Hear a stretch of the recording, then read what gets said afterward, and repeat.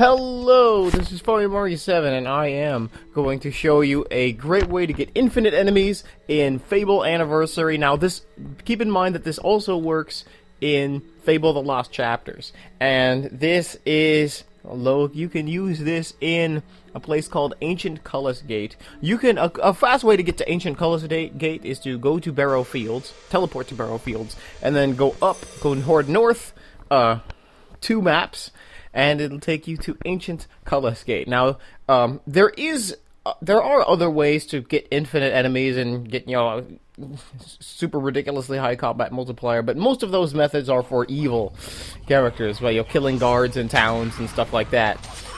This method is for people who want to do infinite enemies, but they don't really want to do it the evil way. So, that's what this guide is for, and so, once you get to Ancient Cullis Gate, you're going to have to make your way toward the kind of the middle of the map where the Ancient Cullis Gate is. So, get ready. Now, I'm using a spell called Physical Shield. A Physical Shield helps you because when you get hit with Physical Shield active, it will not affect your combat multiplier. Otherwise, it would always, otherwise, when you get hit, your combat multiplier will go down, and, the point is to have your combat multiplier as high as possible. Now, it's a good idea, before you go in here, make sure that you have health potions, mana potions, if you plan on using a lot of spells like me, and also, another good thing to have, since you do plan on getting a pretty high combat multiplier, a good thing to have is food. 3 types of food items: fish, red meat, and carrots.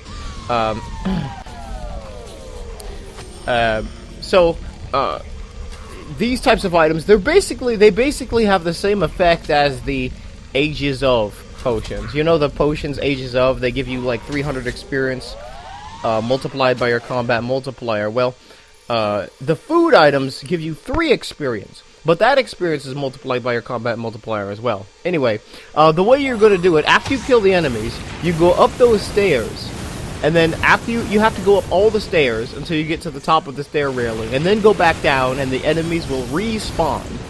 And there are actually multiple ways to make the enemies respawn. That's just one of the ways to go up to the top of the stairs. You can also go in the other direction. You can also go towards the bridge around the other side of the Cullis Gate. And that can also make them respawn as well. Now,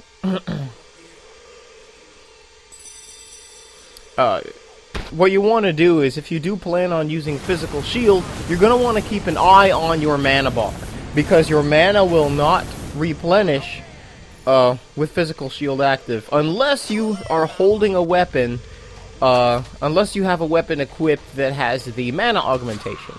But the mana augmentation will not be available until you get to at least Hook Coast.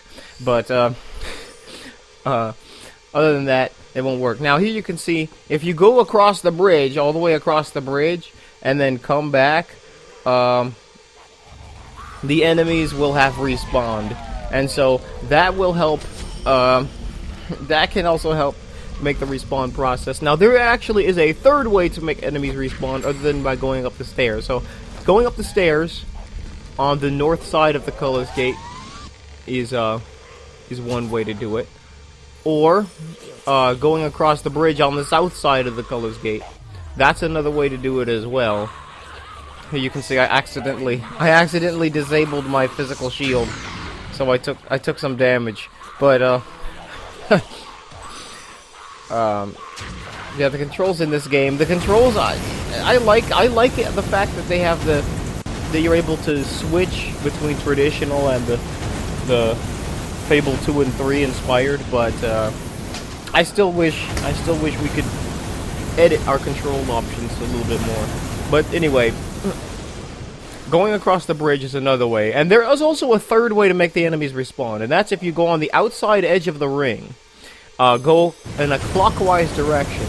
After you pass the area where the bridge is, the enemies will have respawned. And so, you can do this actually as many times as you like. The hobs will respawn. Make sure that you're constantly attacking. The higher your combat multiplier gets, the faster it'll start to dwindle down. So you need to be attacking kind of constantly in order to make this happen. So as you can see here, I'm going around the outside edge of the arena, and I'm going in a clockwise direction, and that makes the enemies respawn. So, and you want to make the enemies respawn quickly because your combat multiplier will go down when you're not damaging anything. So, a good way to make sure that you constantly stay damaging something is to use your lightning. It's fast, it's long range, it automatically locks on, and there you go. Now, there are some wandering traders that walk around and kind of get in the way. If you are trying to do this without acquiring any evil points, you're going to want to avoid hitting those guys with certain types of spells and weaponry. Now, melee attacks, don't have to worry. If you're using melee attacks, the only way you can hurt somebody with a melee attack is if you...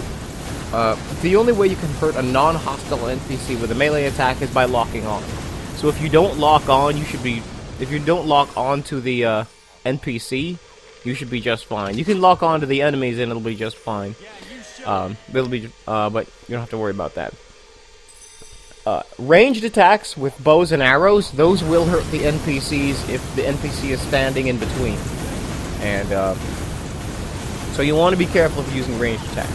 Spells are kind of confusing because some spells will hurt NPCs if it touches the NPCs, and some spells won't. Lightning is okay. Lightning will only target hostile NPCs, unless you manually target a friendly NPC.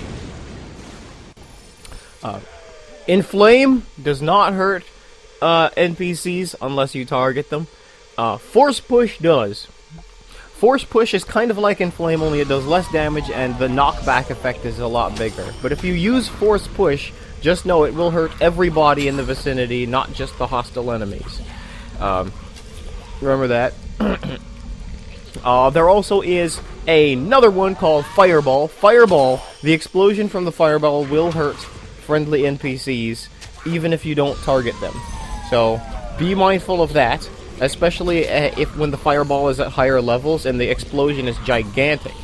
So just be careful of that. Now, if you look right here, you'll notice that sometimes the enemies, I don't know why, but sometimes the enemies, you can't target them. Untargetable. I'm trying to target this enemy, but it's not working. That's actually kind of the first time I've encountered that in the game before. But, just know that if that ever happens, you may need to just hit it with a melee attack if you haven't been doing so already. I don't know why these enemies can't target, but anyway. Anyway, thank you very much for watching. Make sure you please like and subscribe, watch my other Fable videos, and thank you very, very much.